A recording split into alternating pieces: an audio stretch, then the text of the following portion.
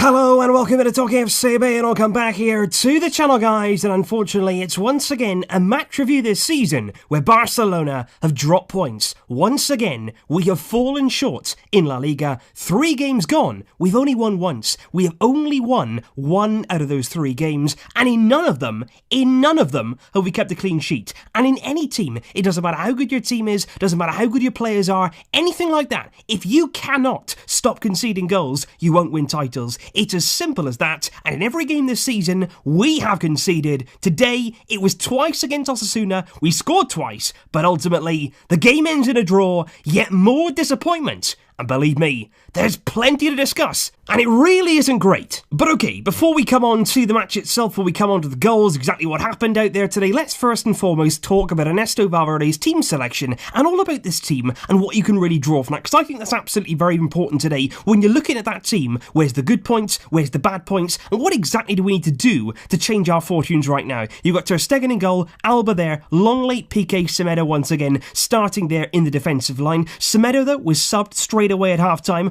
off he came, and on his place came Ansu Fati, and then Sergio Roberto went to right-back. So clearly there, although Valverde wants to play Semedo at right-back, he still, I feel, is not fully convinced by him, and it seems that Roberto, whether it's at right-back or in midfield, is going to play every game. Rakitic has been sent to the bench. Rakitic is not in Valverde's plans. He's ditched Rakitic, but now in is Roberto, and he's played every game this season so far, alongside De Jong and alongside Sergio Busquets, and that is one of the parts here I feel that desperately needs sorting out, because Frenkie de Jong is not playing to his full potential. Is it all his own fault? No, it isn't. We've got to stop saying here, he's a bad player, he's a bad player, he's a bad player. Sometimes you've got to look at the coaching. Frenkie de Jong, as we saw last season with Ajax, is not a bad player. He's a very, very complete midfielder. But what I feel like we're doing right now, we're actually asking Frenkie, because he's so good defensively, because he can go forward, we're actually trying to make him here do everything. You're trying to make him there the link between defence and midfield, bringing the ball in here. We're trying to make him a controller as well, and then we're saying, look, get involved in the final third. He cannot do everything. You need to have players around him there who can bring him into the game, who can help him out, who can combine with him, and that's where I feel like in the second half, where Roberto there went to right back, Semedo came off, Fati came on, also Rafinha was subbed,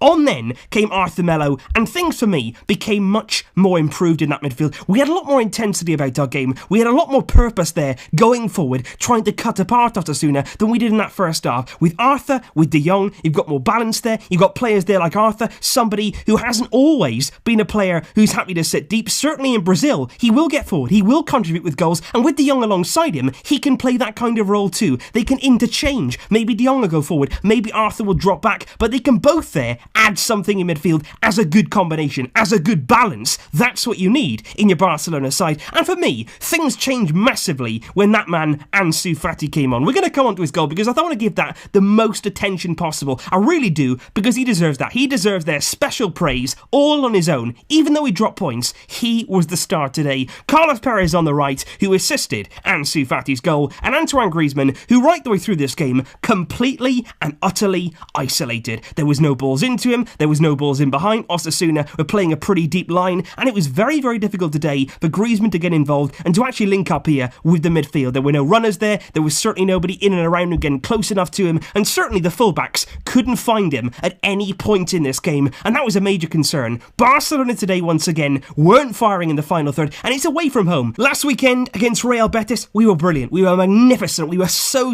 incredibly effective in front of goal because it was at the Camp Nou. You go away from home, we didn't start the game well, we had a really bad first half, we were moving the ball around at a snail's pace, we were just walking around, just picking our moments, we went behind, we never ever reacted, and that is a completely different mentality to what we had at home. Last weekend against Real Betis, we went behind, but we hit back in that game. We had the confidence, we had the mentality to get back to our feet, carry on what we were doing, and see the job through. Today, though, I didn't feel like away from home we've got that mentality. I don't feel like away from home we can just get back up and fire the punches back in. It didn't happen today, and once again, Barcelona, in these kind of away games, these tricky matches, just like I said before the game, it wasn't going to be an easy game. It can be tough here, and again, it's proven. Barcelona just just didn't have what it takes today. And I think certainly when you look at that first goal coming in just 7 minutes of the game, it was Torres, and it was a wonderful, wonderful goal there, cross there to the back post. The ball there shouldn't really be able to make its way that far. There should have been somebody standing there, somebody cutting that ball out before it reached Torres, and certainly a lot of Barcelona players inside the area there were just standing around watching the ball watching there. You've got to keep your eye on the ball, and you've got to stay on them. You've got to stay on your toes there. Roberto Torres, though, was much more alive to the danger, and it was a wonderful, wonderful strike there. And of course, he also scored the equalising goal from the penalty spot, dispatched it there for Osasuna, and I have to say, they were quite worthy today of the point they picked up. They did play quite well. They certainly had Barcelona in trouble in some points of the game, particularly in that first half. They certainly had the better of the game, and certainly here, they did deserve that point. But in terms of Barcelona, I have to talk about the goals, and I've got to talk first and foremost about this 16-year-old who's come onto the scene when he would never,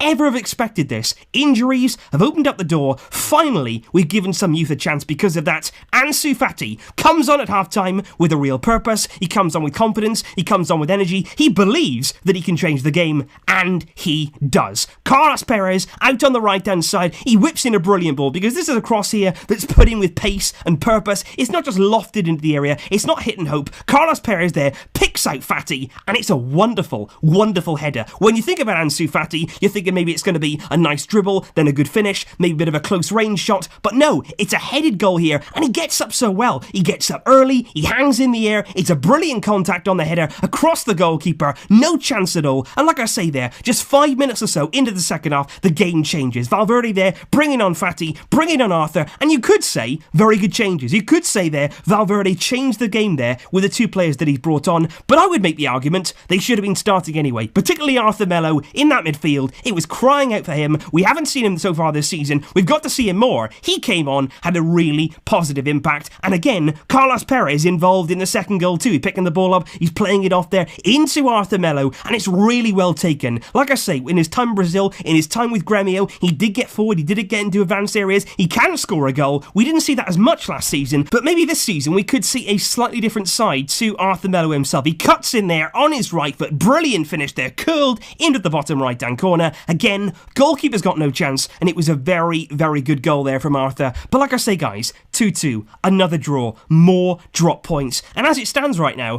Osasuna are higher in the league than Barcelona, and we're just dropping more points. We're dropping more points, we're moving further and further there behind Atletico Madrid. Real Madrid, of course, they've got a game to come. They can move ahead of us, of course, they can move further ahead of us, and like I say, it is early on in the season. We're going to have time to get it back, we're going to have time to put it together, but at the same time, what are we doing right now in terms of the performances and that cutting edge in the final third? And yes, when Messi comes back, when Suarez comes back, when Dembele comes back, we're going to have a lot more of a chance of winning games and winning them well. But at the same time, you look at Valverde now and you think, right, can you get the best out of this group of players? The likes of Frenkie de Jong, Arthur Melo, are you getting the best out of those players? And still this season, you've got to say he's not. He's not doing that. He has to do that. And quite frankly, it has to improve here from Barcelona. It's got to get better. And they have the international break now to get over this, to get those injured players back as soon as he possibly can. And Valverde has some serious thinking to do, because in this game, once again, it wasn't quite there from Barca. It wasn't quite good enough.